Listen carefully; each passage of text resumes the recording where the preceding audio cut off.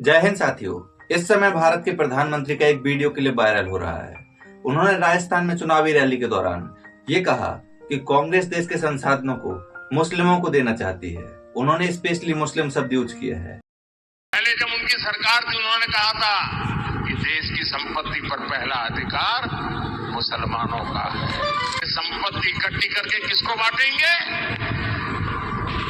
जिनके ज्यादा बच्चे हैं उनको बांटेंगे।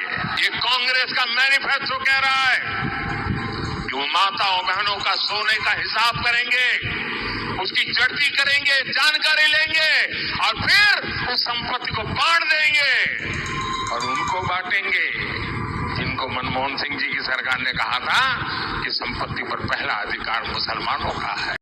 हालांकि इस बात में कोई सच्चाई नहीं है और ये दरअसल हमारे पूर्व प्रधानमंत्री मनमोहन सिंह के भाषण का एक अंश था, जिसमें उन्होंने कहा था कि देश के संसाधनों का वितरण इस प्रकार से होना चाहिए ताकि देश के SC, ST, OBC, अल्पसंख्यक और साथ ही साथ महिलाओं बच्चों को संसाधनों का उचित वितरण हो सके।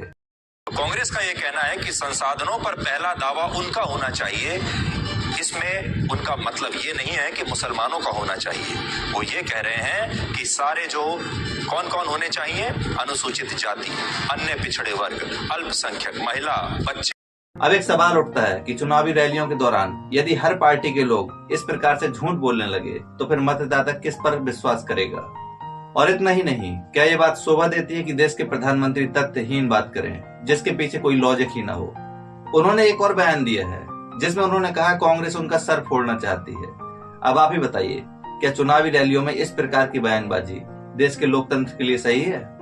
और ऐसे में सवाल उठता है निर्वाचन आयोग पर कि आखिर निर्वाचन आयोग की ऐसी क्या मजबूरी है कि किसी भी प्रकार का रिस्ट्रिक्शन नहीं लगा पा रहा है? प्रधानमंत्री जी ने जितनी भी चुनावी रैलियां की हैं, उनमें से किसी भी रैली में न तो उन्होंने महंगाई की बात की है, न बेरोजगारी की बात की है, न युवाओं के भविष्य की बात की है और न ही उन्होंने मणिपुर की बात की है।